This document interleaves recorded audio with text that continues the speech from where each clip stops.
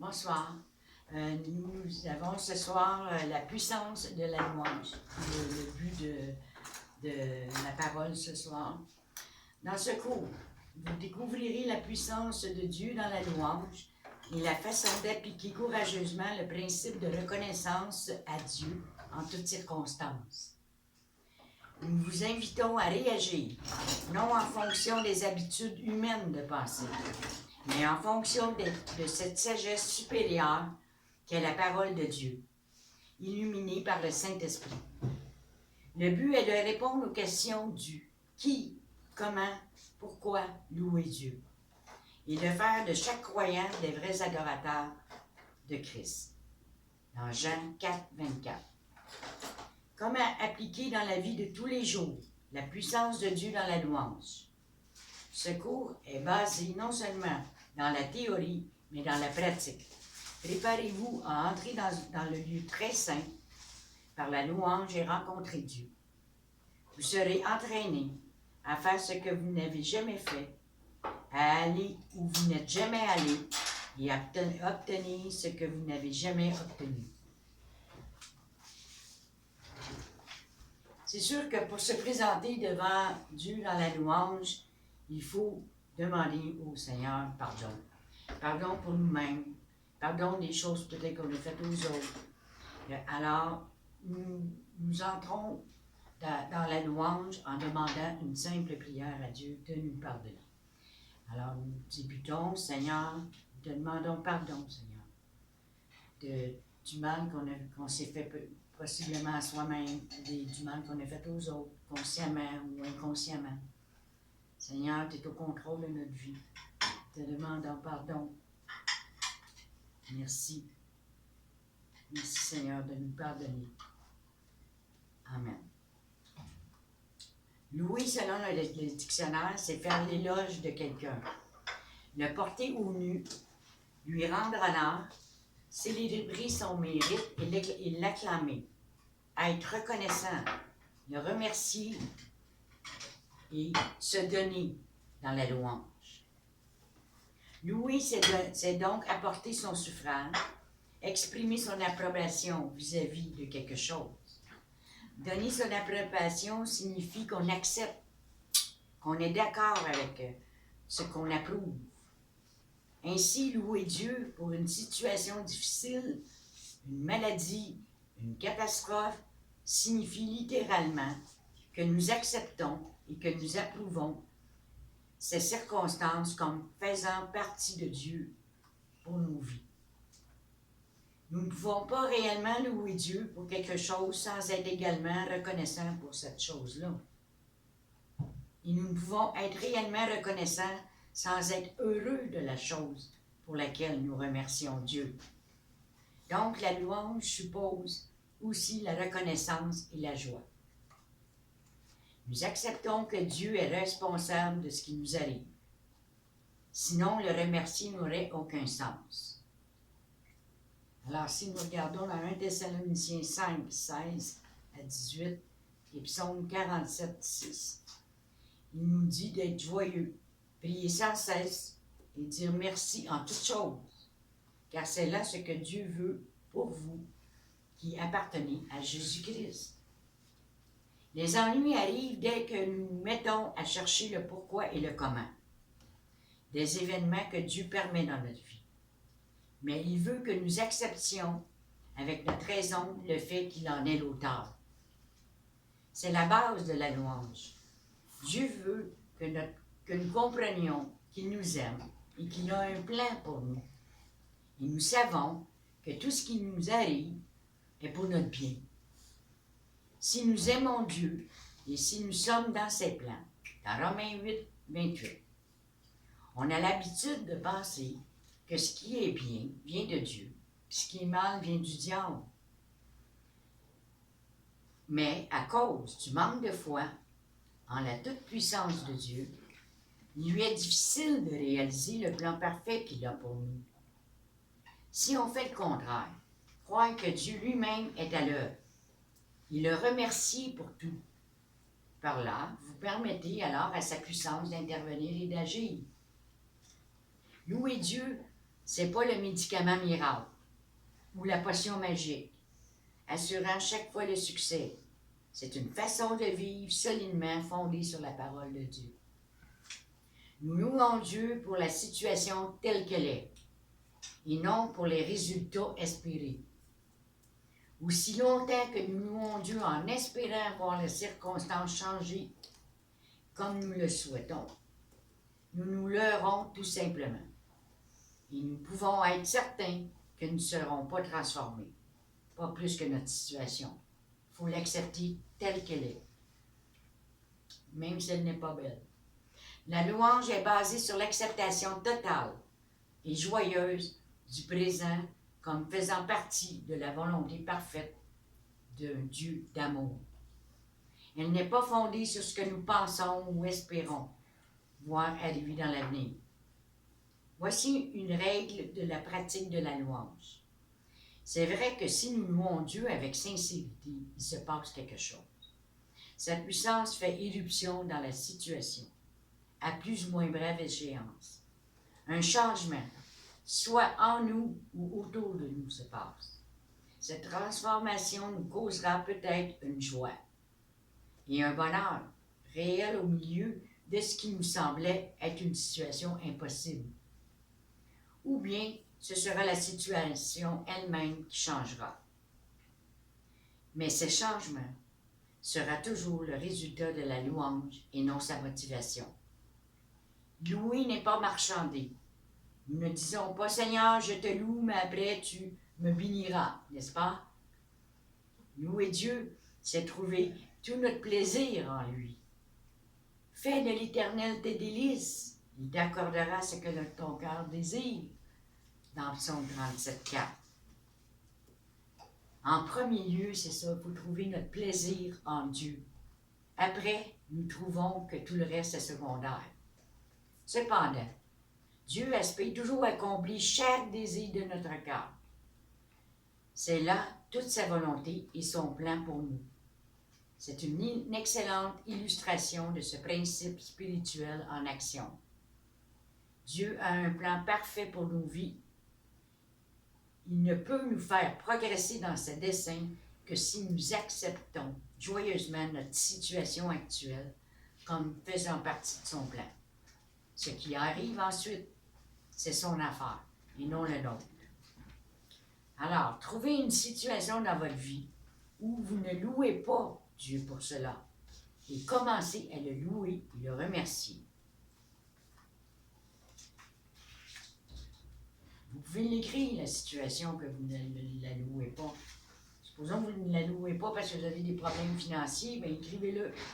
Et ensuite, louez-le pour ça. Lorsque nous acceptons franchement les circonstances telles qu'elles sont et que nous remercions Dieu dans la certitude qu'il les a lui-même permises, alors intervient une force divine surnaturelle qui transforme les événements bien au-delà de leur développement logique et naturel. La prière dans les louanges, dans Psaume 22,4, il dit « Tu es saint qui habite au milieu des louanges d'Israël. » Donc, Dieu est là et sa puissance sont quand nous le louons. Il demeure, il habite, il réside vraiment dans nos louanges. Voyez-vous l'importance de la louange? C'est d'aller le rencontrer lui. C'est là que vous allez avoir votre guérison. C'est là que vous allez voir les miracles. Et c'est là que vous allez voir Jésus. Dans 2 Chroniques, chapitre 20, verset 22, nous allons voir un combat qui se faisait à ce moment-là et comment Dieu a répondu. 2 Chroniques, chapitre 20, verset 22. Au moment où l'on commençait les chants et les louanges, au moment où l'on commençait les chants et les louanges, l'Éternel plaça une embuscade contre les fils d'Ammon et de Moab, et ceux qui, de la montagne de Séir, qui étaient venus contre Juda, et ils furent battus. À la minute où les gens se sont mis à chanter et à louer le Seigneur, le Seigneur a agi. C'est Dieu qui combat pour nous, mais non nous qui combattons. Notre compréhension humaine est si limitée que nous ne pourrons jamais saisir toute la grandeur des plans de Dieu pour ses créatures. Et si nous devions comprendre avant d'accepter, nous n'accepterions alors pas grand-chose. Nous sommes appelés à croire ce que Dieu dit, à le louer, et ensuite à le regarder agir.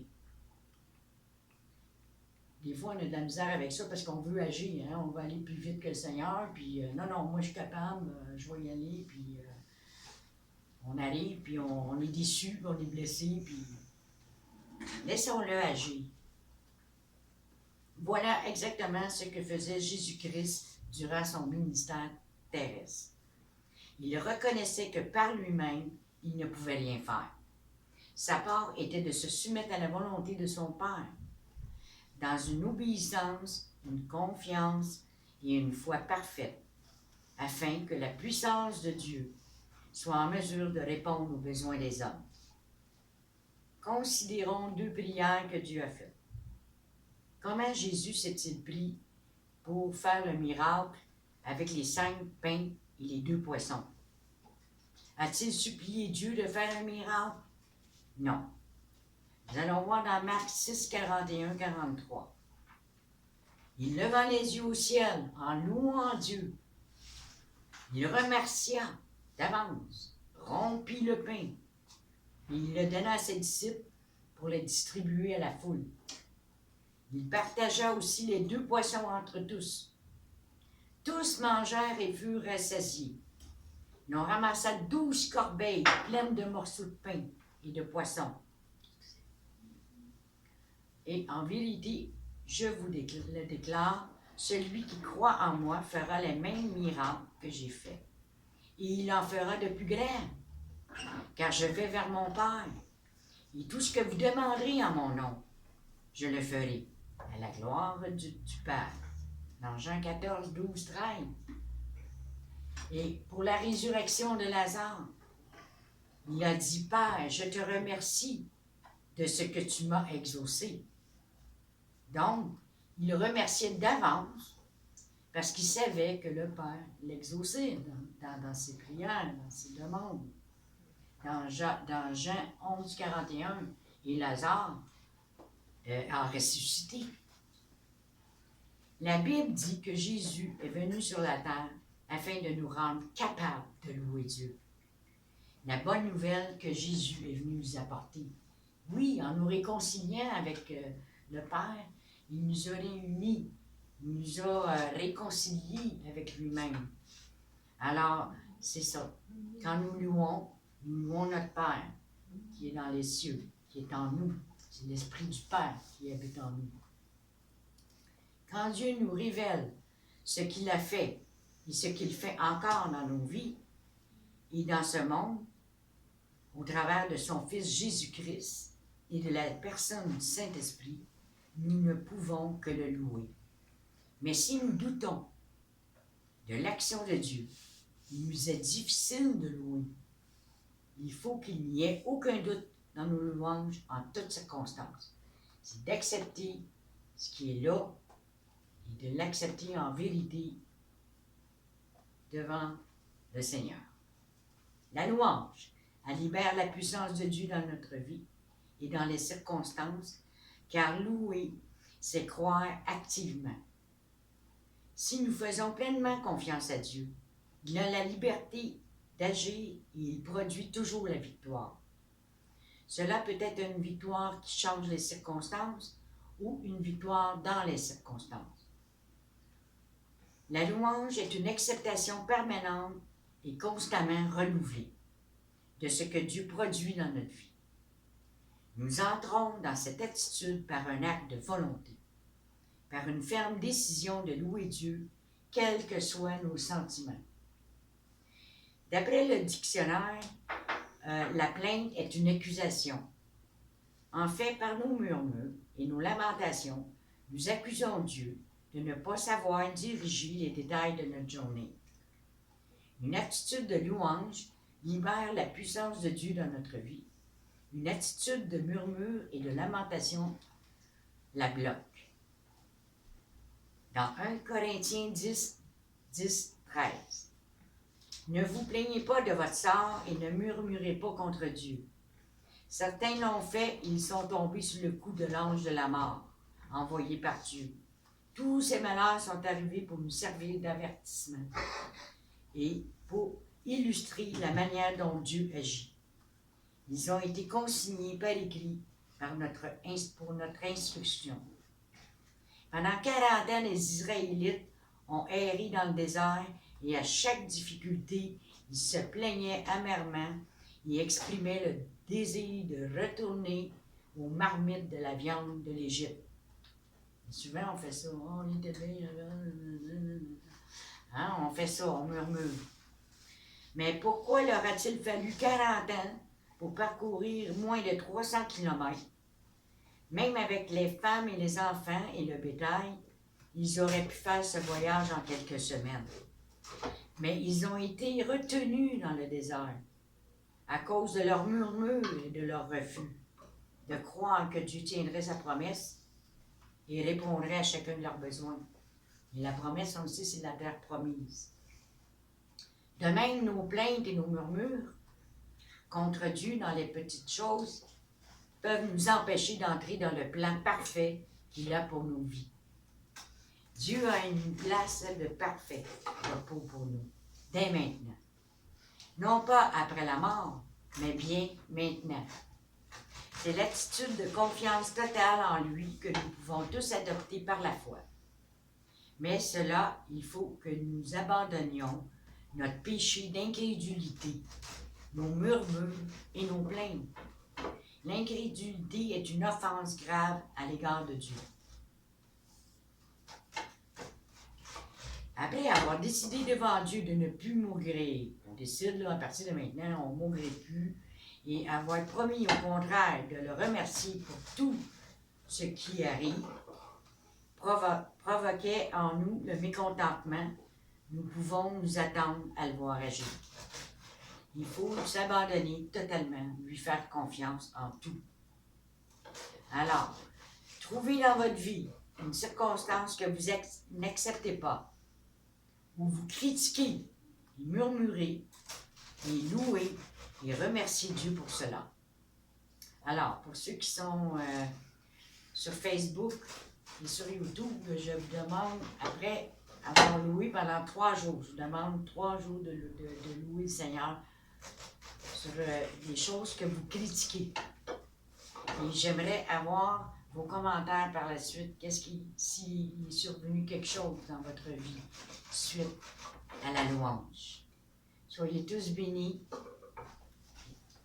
Et à la prochaine cours, ça va être la partie numéro 2 de la louange.